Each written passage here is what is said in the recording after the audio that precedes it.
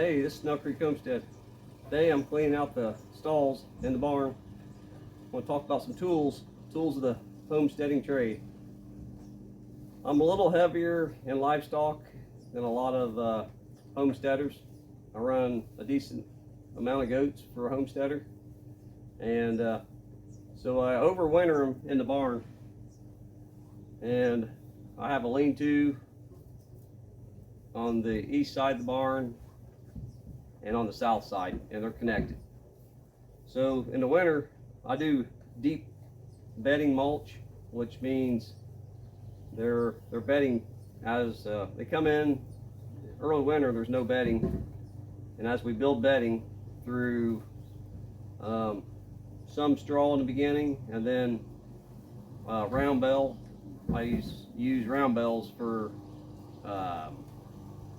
feeding and the ease of feeding. So there is some waste and there's a lot of eating going on, but I compost all the waste, so it's not super bad. It's being used for sure.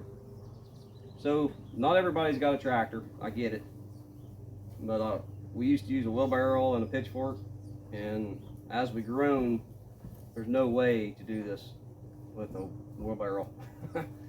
So I had a tractor, and then I built this grapple.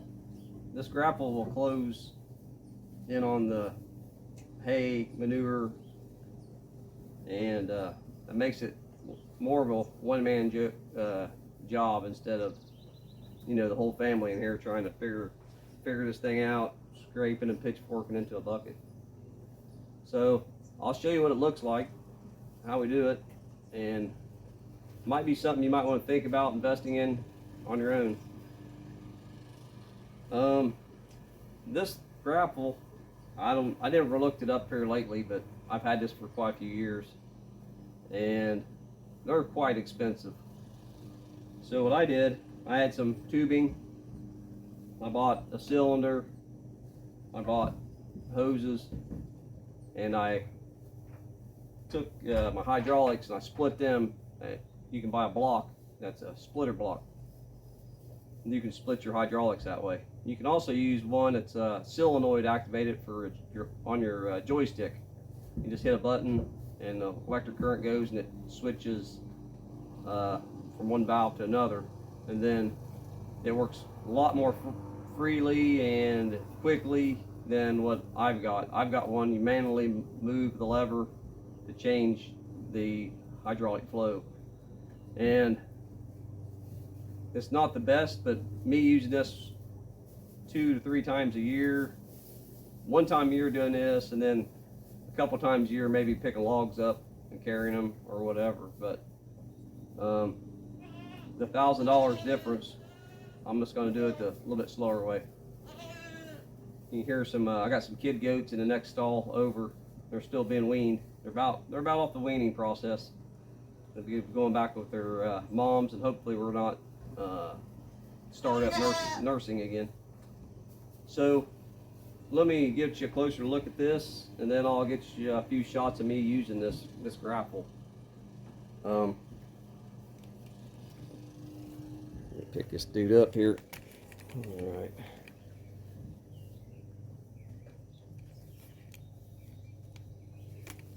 Let me flip that camera around so I can let's see here. So there's a little better look at it. I got it mounted to the bucket. I mounted it to the bucket. This is all handmade, and all your grease fittings and such. Just your cheapo cylinder. Hoses run. I just kind of got them, made some eye hooks, kind of like just bent a bolt over type thing. And then this splitter, I just turn it from one direction to the other, from this pin to this pin, and that splits my hydraulics, so I get to use more than one.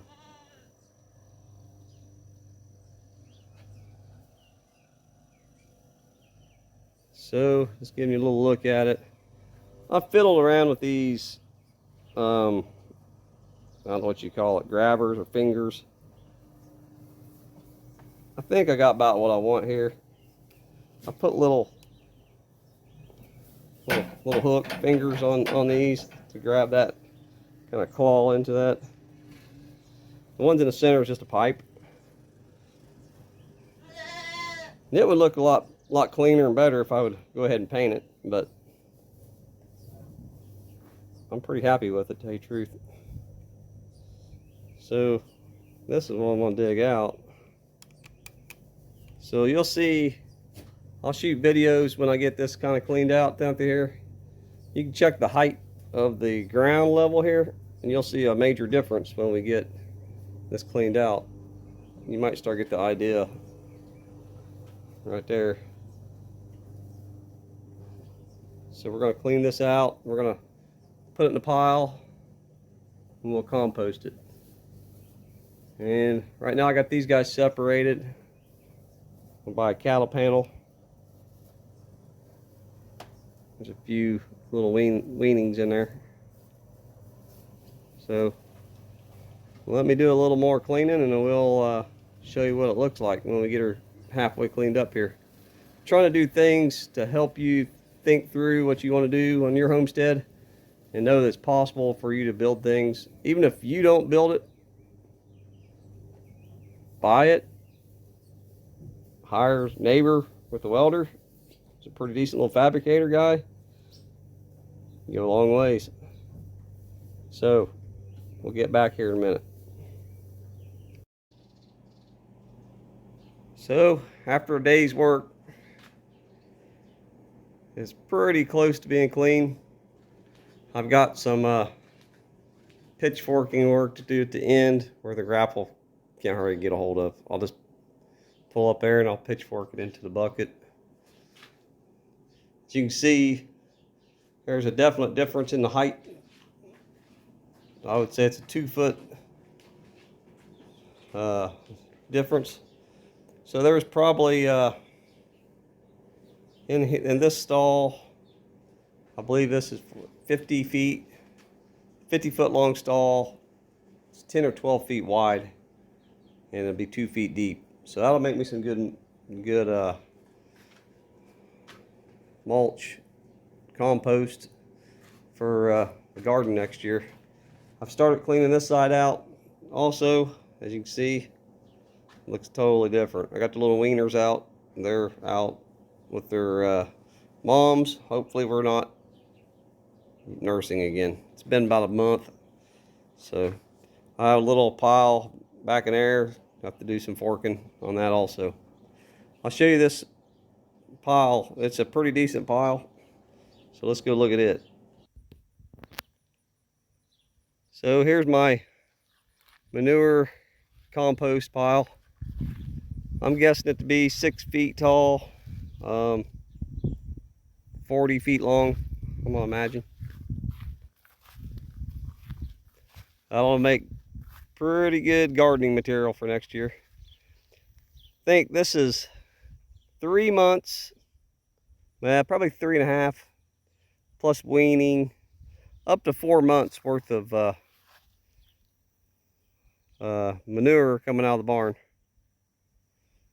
So on my pastures, I'll put 3 times probably as much manure on my pastures naturally by rotational grazing, making them eat in smaller paddocks.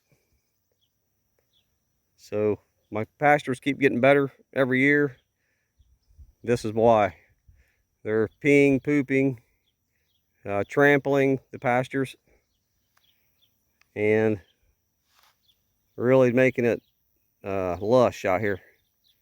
We're getting decent rain, even though we probably haven't had rain now for 3 to 4 weeks, but it'll be back.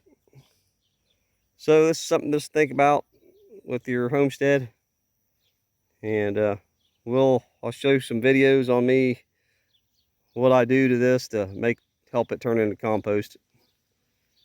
So this is Snail Creek Homestead. Get out there and grow that meat. Have fun.